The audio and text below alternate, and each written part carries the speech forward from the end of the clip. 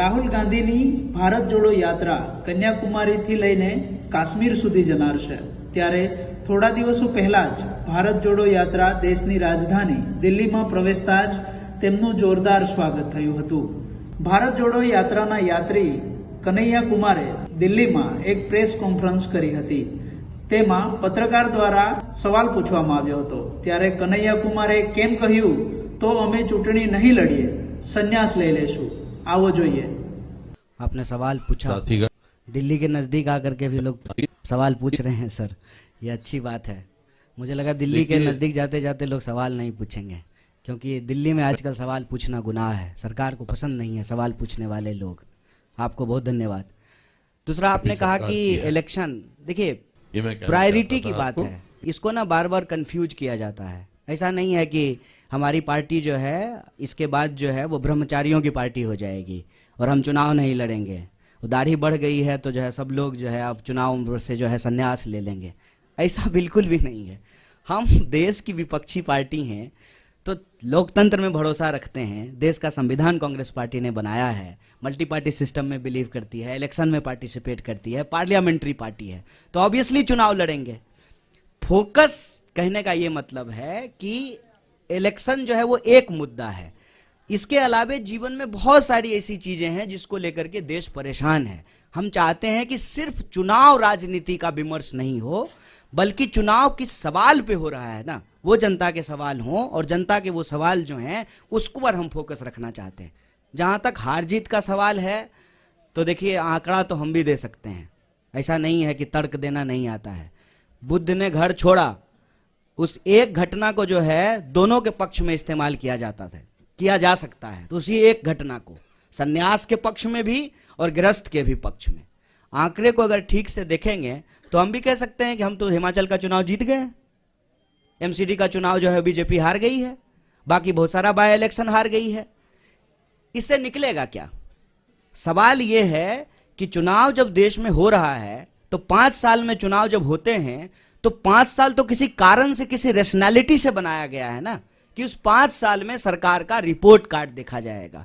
सरकार ने क्या काम किया है उसका अवलोकन करेगी जनता और दोबारा उसको मैंडेट देगी। आजकल हम लोग क्या देखते हैं कि सारे राजनीतिक विमर्श को जो है चुनावी परिणाम, और ये बड़ी शर्म की बात है और बड़ी बेशर्मी से लोग जो है टीवी स्टूडियो में बैठ करके बोलते हैं रिजल्ट आने के बाद। हम सबको जो है अपने ऊपर एक सवाल खड़ा करना चाहिए कि जब रिजल्ट आ गया है तब ये आप क्यों कहते हैं? रिपोर्टर भी बोलते हैं, पार्टी के स्पोक्स पर्सन भी बोलते हैं, अब असली खेला शुरू होगा। क्या खेला शुरू होगा? ये बेशर्मी हमारे आंख के सामने में हो रही है। जब परिणाम आ गया है, सिंपल मेजोरिटी किसी पार्टी को आ गया है, तो क्या खेला शुरू होगा? ये जो बेशर्मी और बेईमानी है ना, इसको हमको नैतिक बल देना बंद कर देना चाहिए। चुनाव जीतने की अगर बात करते हैं, मध्य प्रदेश की चुनाव हम नहीं जीत गए थे। कैसे मध्य प्रदेश में हमारी सरकार चली गई? क्या कर्नाटक में हम चुनाव नहीं जीत गए थे? क्या गुजरात में हमने जो है वो सिचुएशन नहीं देखा? जो लोग यहां बैठे हुए हैं उसके ऊपर आप तमाम तरीके का आरोप लगाते हैं, और वही लोग जो है जब भाजपा के दफ्तर में जाकर के बैठ जाएंगे तो सब ठीक हो जाएगा। क्या इस पे हम सवाल खड़ा नहीं करेंगे? आज इस देश में इंस्टीट्यूशंस पे अटैक है और इलेक्शन एक कंपोनेंट है। हमको दूसरे इंस्टीट्यूशंस के भी बारे में सोचना पड़ेगा। पार्लियामेंट अचानक से बंद कर दिया गया, बताइए, अचानक कोविड हो गया और सुबह में कोविड हुआ और शाम में कोविड समाप्त हो गया। वही लोग जो मास्क लगा करके पार्लियामेंट में आए थे सुबह में, शाम में मास्क लगाना भूल गए। भीड़ में जाते हैं तो मास्क नहीं लगाते हैं। जब रैली में जाते थे, जब डेल्टा वेरिएंट था, दीदी ओ दीदी कर रहे थे बंगाल के चुनाव में जाकर के, डेल्टा वेरिएंट था, तब जो है मास्क नहीं लगा रहे थे। और जब चीफ मिनिस्टर्स के साथ ऑनलाइन मीटिंग हो रही है, जूम कॉल हो रहा है, तब मास्क लगा लिए हैं। लोग को मूर्ख समझते हैं, बेवकूफ समझते हैं। चुनाव हम लड़ते हैं, चुनाव हम लड़ेंगे, लेकिन चुनाव के परिणाम के आधार पर यह कहना कि कांग्रेस पार्टी खत्म हो गई है, तो देख लीजिए कांग्रेस पार्टी खत्म हो गई है। तो जिस यात्रा को आप 7 सितंबर से इग्नोर कर रहे थे, जो ही हम दिल्ली के दरवाजे पे पहुंचे हैं तो पेट में जबरदस्त मरोड़ पैदा हो गया है।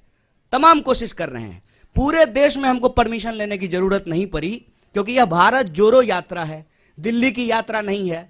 लेकिन जो है दिल्ली में जो है अड़ंगा लगाने की कोशिश की जा रही है। तो इस बात को हम सब लोग समझें। आज हमारा देश जिन परिस्थितियों से गुजर रहा है उसको स्वीकार करें। चुनाव है, चुनाव लड़ेंगे, हारेंगे, जीतेंगे, एक बात है, लेकिन चुनावी प्रक्रिया भी चलती रहनी चाहिए।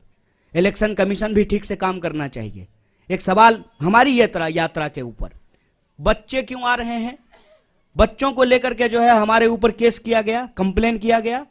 और मोदी जी जब गए गुजरात में कैंपेन करने के लिए तो बच्चा को बिठा करके अपने साथ चुनाव प्रचार कर रहे थे। तब इलेक्शन कमीशन कहां चला गया? नियम कानून सबके लिए बराबर होगा ना, विपक्ष के लिए जो होगा वही सत्ता के लिए भी होगा। तो चुनाव के इर्द गिर्द विमर्श बना करके ना, हार जीत के इर्द गिर्द, और उस हार जीत में भी कोई नैतिकता नहीं है।